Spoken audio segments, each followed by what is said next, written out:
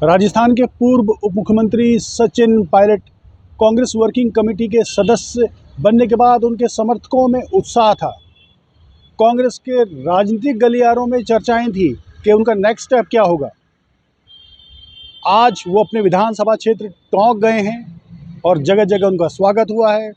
टोंक में अपनी सभा में उन्होंने किस पर निशाना साधा? उन्होंने बीजेपी पर तो निशाना साधा ही साधा। उन्होंने छोटी मोटी पार्टियों के नाम पर बिना नाम लिए अवैसी पर निशाना साधा।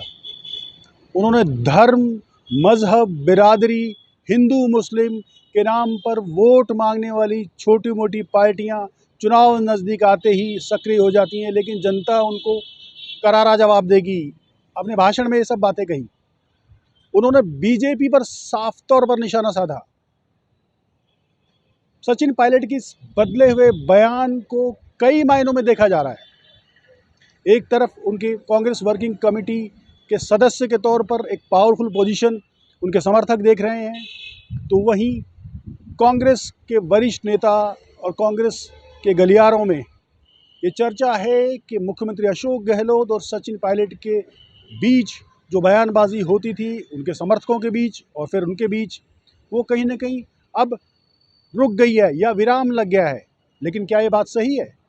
जी हाँ, सीडब्ल्यूसी के सदस्य बनने से पहले भी सचिन पायलट लगातार शांति बनाए हुए थे, उनके समर्थक भी शांति बनाए हुए थे। मुख्यमंत्री अशोक गहलोत भी सचिन पायलट पर टिप्पणी करने से बच रहे थे।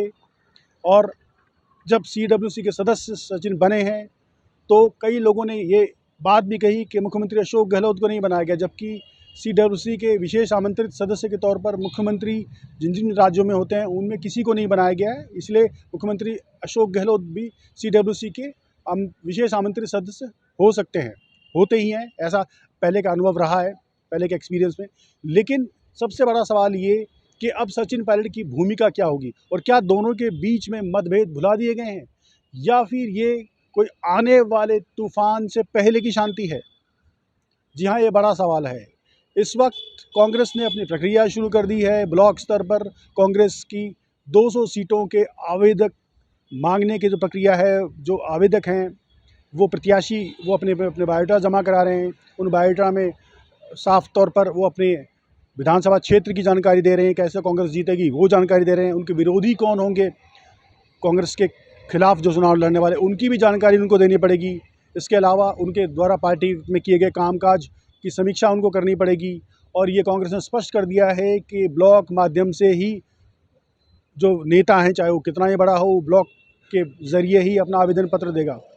तो ऐसे में इस लड़ाई को एक तरफ रखकर दोनों ही गुट्स जो है वो अपने अपने प्रत्याशियों या अपने अपने लोगों के आवेदन या उनके दावेदारी जो है उसको मजबूत करने के तौर पर देख रहे हैं, या राजनीतिक गलियारों में इस तरह की संभावनाएं व्यक्त की जा रही हैं। मुख्य तौर पर अब ज़िला स्तर के जिला कांग्रेस कमेटी के माध्यम से 3 से 5 का पैनल बनवाकर और राज्य स्तर पर जब इसका निर्णय होगा वहाँ टकराव की स्थिति जो है वो बढ़ सकती है। कांग्रेस के नेताओं ने स्पष्ट किया है कि 31 अगस्त तक ये सारी प्रक्रियाएं राज्य स्तरीय जो कमेटी है, स्टेट इलेक्शन कमेटी, जिसके डोटासरा अध्यक्ष हैं, उसके माध्यम से एक सीट पर एक नाम जो है वो कांग्रेस की जो स्क्रीनिंग कमेटी है राष्ट्रीय, उसको भेजा जा सकता है।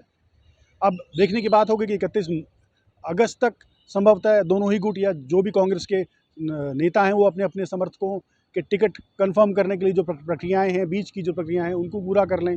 ऐसे में अगर बयानबाजी देते हैं तो कहीं ना कहीं वो जो मुख्य उद्देश्य उनका है इलेक्शन में अपने लोगों को ज़्यादा से ज़्यादा टिकट दिलाना, वो कहीं ना कहीं धरा रह सकता है।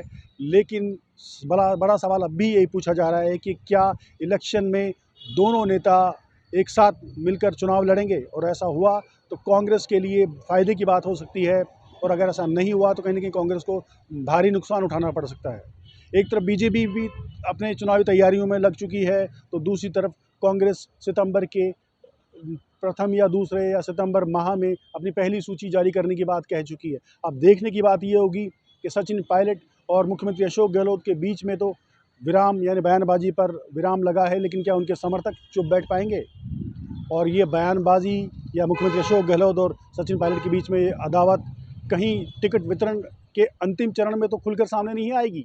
भारत एक्सप्रेस के लिए जयपुर से देवेंद्र सिंह। आज हमारी विधानसभा क्षेत्र के अंदर जो कार्यकर्ता सम्मेलन हुआ उसको देखकर लगता है कि न सिर्फ इस क्षेत्र से, इस जिले से, लेकिन संपूर्ण राजस्थान में हमारी सरकार दोबारा बनेगी कांग्रेस पार्टी की।